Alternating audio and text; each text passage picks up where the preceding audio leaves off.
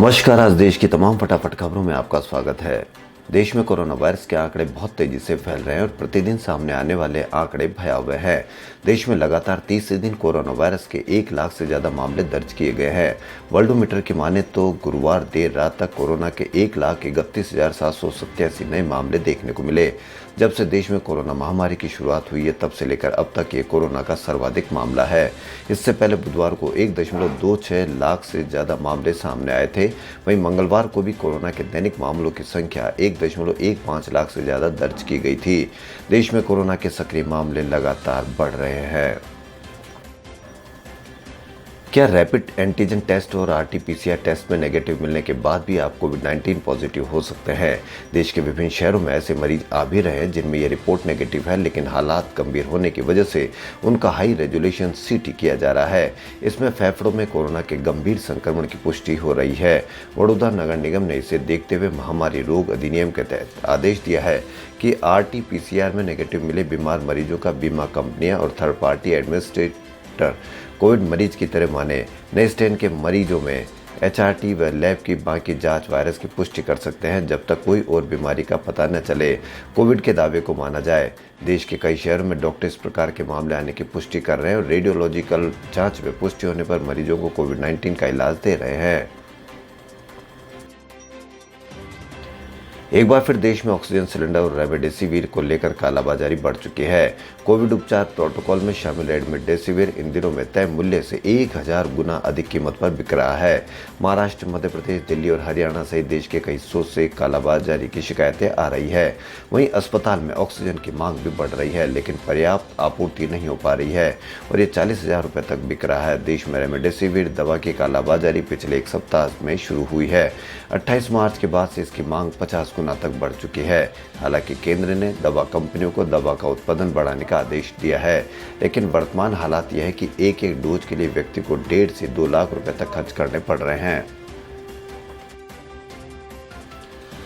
भारतीय सेना के लेफ्टिनेंट कर्नल भरत पन्नू ने बीते साल अक्टूबर में सबसे तेज 2 एकल साइकिलिंग में Guinness book of world records में अपना नाम दर्ज कराया है। सेना के अधिकारियों ने बताया कि पन्नू ने 10 अक्टूबर 2020 को लेह से मनाली के बीच 472 किलोमीटर की दूरी महज 35 घंटे और 25 मिनट में तय करके पहला रिकॉर्ड अपने नाम किया।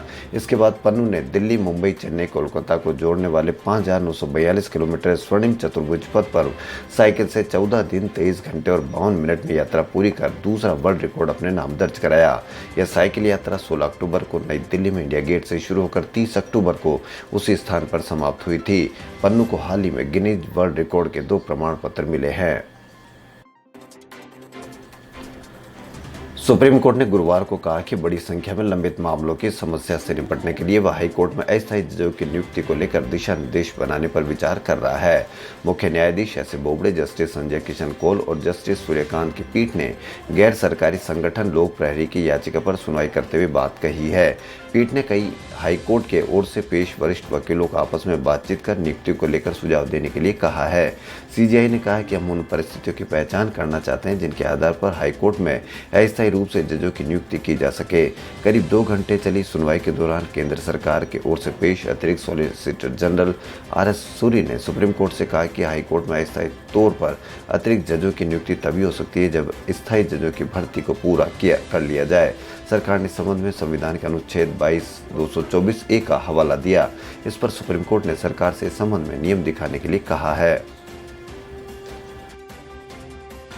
राजस्थान के अजमेर जिले में बृहस्पतिवार को 25 साल के एक युवक ने अपनी मां और छोटे भाई की कथित तौर पर हत्या कर दी।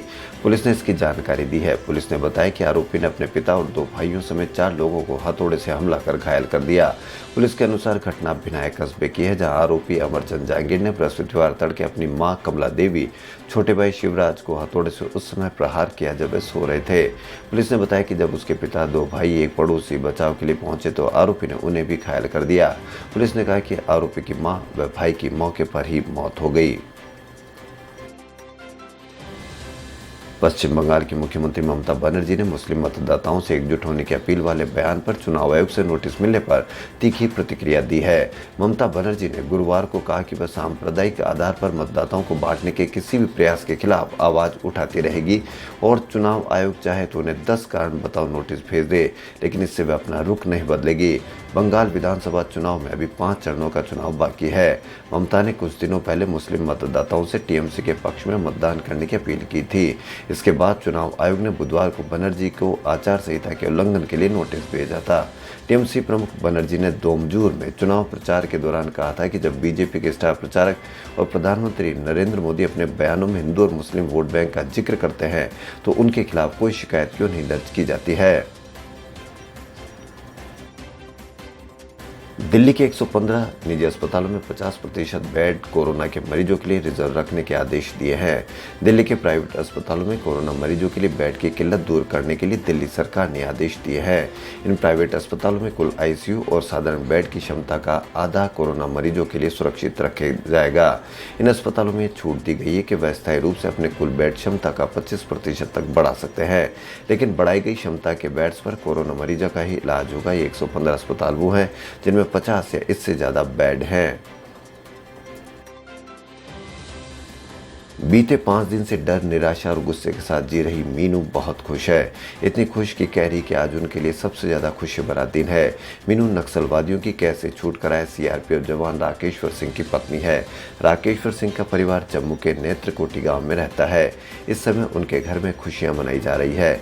आसपास के लोग जुटे हैं, लड्डू बांटे जा रहे हैं। मीनू के चेहरे पर खुशी लौट आई है। उनकी बेटे के चेहरे पर भी हंसी है। उसे पापा के घर आने का इंतजार है। राकेश्वर की रिहाई के बाद मीनू ने कहा कि मुझे उनके लौटने का पूरा भरोसा था। इसके लिए भगवान का, मीडिया का, सेना का धन्यवाद करती हूँ। उन्होंने बताया कि राकेश्वर की सेहत ठीक है। देश में कोरोना वायरस से हर दिन हालात बिगड़ते ही जा रहे हैं। रोज संक्रमण के मामलों का नया रिकॉर्ड बन रहा है। पिछले 24 घंटे के अंदर देश में 1,31,878 लोग संक्रमित पाए गए। पिछले साल वायरस के शुरू होने से लेकर अब तक एक दिन के अंदर मरीज मिले ये संख्या सबसे अधिक है। इसके पहले बुधवार को देश में सबसे ज्यादा 1,26,276 लोगों की रिपोर्ट पॉजिटिव आई थी। वहीं रिकवर का आंकड़ा 61,829 रहा। शिवराज सरकार ने मध्य प्रदेश के सभी शहरों में संडे लॉकडाउन का ऐलान कर दिया है। सभी सरकारी दफ्तर अगले 3 महीनों तक सप्ताह में केवल 5 दिन ही खुलेंगे। इनकी टाइमिंग सुबह 10 बजे से शाम 6 बजे तक रहेगी। शनिवार और रविवार को दफ्तर पूरी तरह बंद रहेंगे। प्रदेश के सभी शहरों में 8 अप्रैल से अगले आदेश तक रोजाना रात 10 बजे से सुबह 6 बजे तक नाइट कर्फ्यू लागू रहेगा। बात 8 अप्रैल 1929 की है। दिल्ली की सेंट्रल असेंबली में वायसराय पब्लिक सेफ्टी बिल पेश कर रहे थे। इसके बाद ये बिल कानून बनना था। दर्शक दीर्घा खचाखच भरी थी। जैसे बिल पेश किया गया, सदन में एक जोरदार धमाका हुआ। 2 लोगों ने इनकलाब जिंदाबाद का नारा लगाते हुए सदन के बीच में बम फेंका था। ये बम शहीद आजम भगत सिंह और बटुकेश्वर दत्त ने भेजे थे। इंडियन और 2.0 जैसी साउथ इंडियन फिल्मों के मेकर शंकर की अगली फिल्म RC-15 में बॉलीवुड के सुपरस्टार सलमान खान अहम भूमिका निभाएंगे। रिपोर्ट्स के मुताबिक ये एक सख्त पुलिस अधिकारी का रोल होगा, जिसके लिए शंकर लीड एक्टर रामचरण से बड़ा कलाकार तलाश रहे थे। उन्हें सलमान इस रोल के लिए एकदम फिट लगे। फिल्म की शूटिंग के लिए मेकर्स को सलमान के 25-30 दिन चाहिए। खबरों में फिलहाल इतना ही। यदि आपको हमारा चैनल पसंद आए तो लाइक, सब्सक्राइब और शेयर अवश्य करें। धन्यवाद।